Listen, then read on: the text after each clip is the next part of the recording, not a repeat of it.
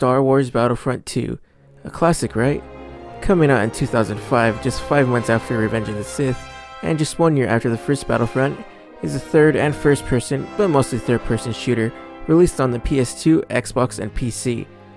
This one, I like. I own it on both PS2 and PC, and it's just one of those games you have to play. In my opinion, it's aged pretty well, as it's still pretty fun today. Galactic Conquest is fun, and it even has a story mode, where you go through the Star Wars story starting from the Battle of Geonosis all the way to the Battle of Hoth. So my personal experiences with this game at first was actually with the original Battlefront demo on one of the old PS2 jam-packed demo discs. I remember playing it again and again, even if the only map you were able to play on was Endor. It was just that fun. This was probably around 2005 or so, and then some years later, when I was still a kid though, so maybe around 2010, I would play Battlefront 2 at my cousin's house on the PS2. I remember it pretty good. We would play Conquest mode and the split screen campaign. A split screen campaign is not really something you see nowadays, is it? One of my vivid memories of playing with my cousin was during the Jedi Temple mission in the campaign, me unlocking the ability to play as Anakin only for him to want to take over, then me letting him, only for him to die within seconds of doing so. Well, then 7 years later in 2017, yes, 2017 again, more specifically April 2017, I would get a PS2 for the sole purpose of playing Battlefront 2. Okay, so maybe not the only reason, but it was one of the main reasons I got one. And once again, playing it for hours. 6 hours straight specifically, from about 1 or 2 p.m. to 6 or 7. If you haven't noticed, I have a memory like an elephant. And the console versions even have split screen, but I have no What the heck? Okay, where was I? Oh yeah. Even though I was already 18 at the time, I played it for hours non-stop, even though I already had games on the PS3 like Mass Effect and Uncharted 2. I eventually got the original on PS2. It's alright, but that's a topic for another time. Then, just last year I got it on Steam because I actually had a laptop to play it on. Well, because if you don't remember, it blew up on me. So I had to resort to buying a new PC. Yeah, that sounds right. It's a good PC. It runs Windows 10, has 16GB of RAM, and has a Ryzen 3 3200G with 2GB of VRAM, which is loads better than the 128MB I actually had. So it actually plays modern games pretty good. But back to the point, Battlefront 2 is simple yet fun. You could join either the Republic and play as the 501st, or join the Separatists as the Droids, or the Empire, or Rebels and play a domination type mode where the way to win is either capturing all command posts to the point where the enemy won't have anywhere to spawn, or just killing them all. This and Battlefield are really similar as to where you have to capture objectives and drain the enemy's tickets down to 0. You have the option to switch between classes, and these range from an ordinary trooper, heavy trooper, an engineer, a marksman, a commander, and jet trooper. Each have their own weapons, so you don't really have an option for customization, which is fine for 2005. And it's also fine because each class has their own quirk about them that could change the tide or the way you play.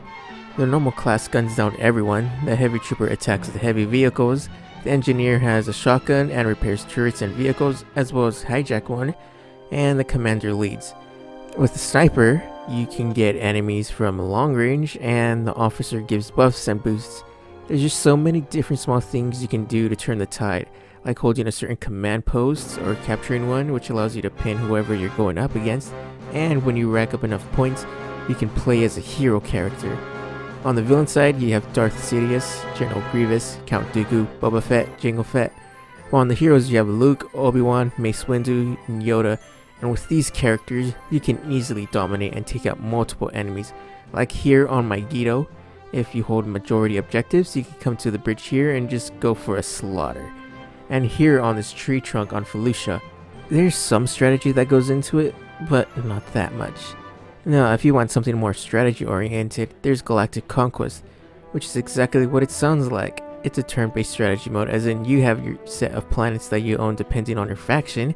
Republic has Coruscant and the Separatists have Geonosis, and it's up to you to figure out how to control the galaxy. This can be pretty tricky since at first you only have your standard clone troopers, and then as you progress through the mode and conquer more planets, you get credits, and with the credits you can either buy a new fleet so you can have an extra offensive support, or you can use it to defend a planet on the other side of the galaxy and force the enemy into space battles whenever they try to attack the planet. Or you can instead use it on units, which more often than not, depending on which one you get, could determine the tide of the battle. For example, it would be better to get a heavy trooper first because of certain maps having tanks and heavy artillery, and it would be easier in taking them out than if you didn't have them. Or for the CIS, you can get the Magna Guard, since it's specialized for turrets and sentries and even has its own special weapon, the radiation launcher, which is designed to take out the clones without killing your own team.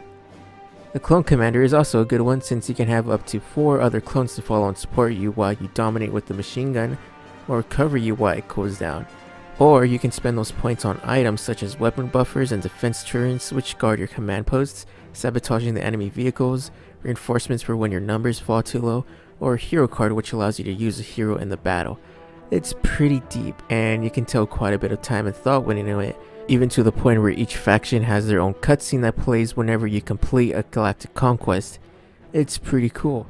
And when you attack a planet and it's not guarded by a fleet, you're launched into a fight to control the map. It's the basic conquest mode, but with whatever units you have. Well, when you're not fighting on the ground, you're fighting in space battles. This can be fought in a couple of ways.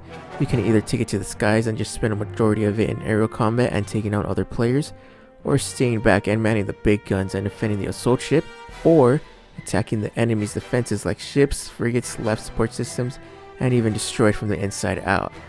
How cool is it that you can just fly into the enemy's hangar and just attack them like that? Yeah, you can do it in the 2017 one, but it's just not the same. The ground battles in Galactic Conquest, though, just feel funner. Besides conquest and space battles, you have XL mode, which is a PC only mode where it's you versus a bunch of players, where it's the only thing to do is to eliminate the other team, though it's only on big enough maps that could support it like Geonosis, Hoth, and Kashyyyk.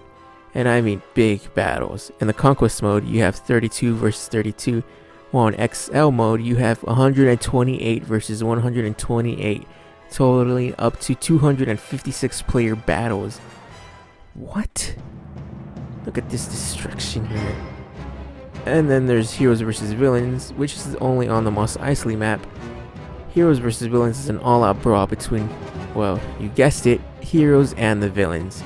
I kinda suck at this. I'm always on the losing team and I only play with the bots. Cause in any online server I get on, it kinda sucks, cause a lot of lag.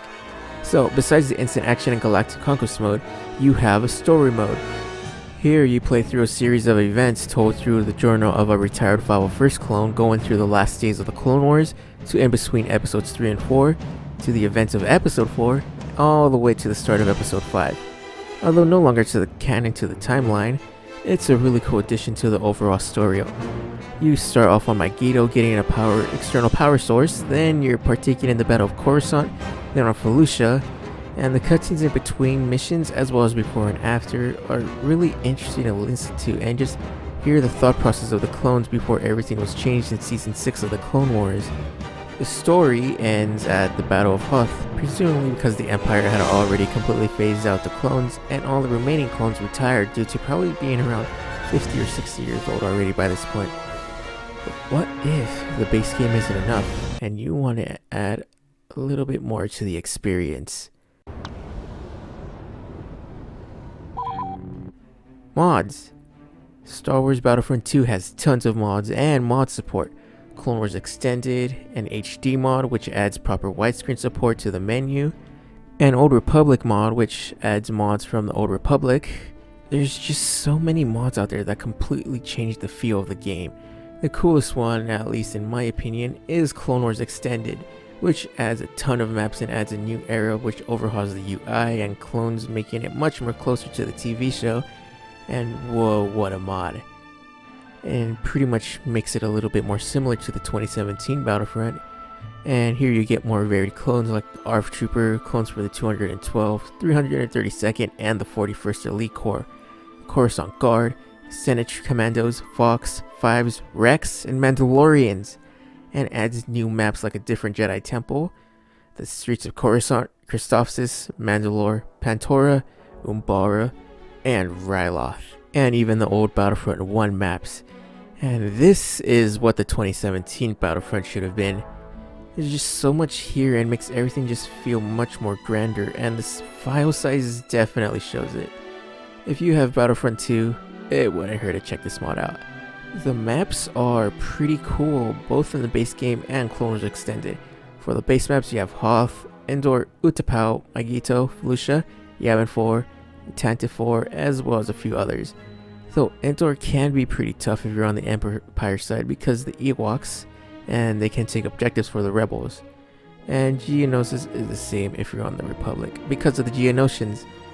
The bad maps, I would say, well, there really isn't that many bad maps. Though I would say Paulus Massa isn't the best map out there.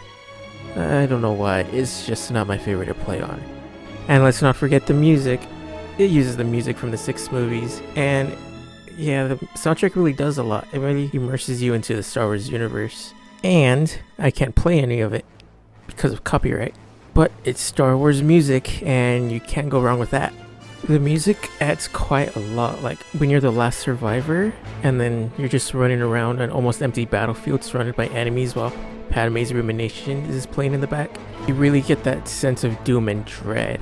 Or when you're running across the battlefield with music from the opening of episode 3 playing, and it just makes you want to charge in and rush into everything. Music in video games is important, and especially in Star Wars games. And I'd say here it uses it pretty well. Well, that's all I have to say about Battlefront 2. It's a good game that very much still holds up today, and it still looks pretty good for its age, and you can play it on just about anything because it only requires a whopping 256 megabytes of RAM and only 64 megabytes of VRAM. But I know what you're thinking. Which one do I prefer the most? Do I prefer the OG Battlefront 2? Or do I prefer EA's Battlefront 2? You see, now, that's a tricky question because that's like having to choose between your favorite kid. Do you like the late bloomer or that one family member everyone likes? And boy, do I have the answer for you, and that is Battlefront 2.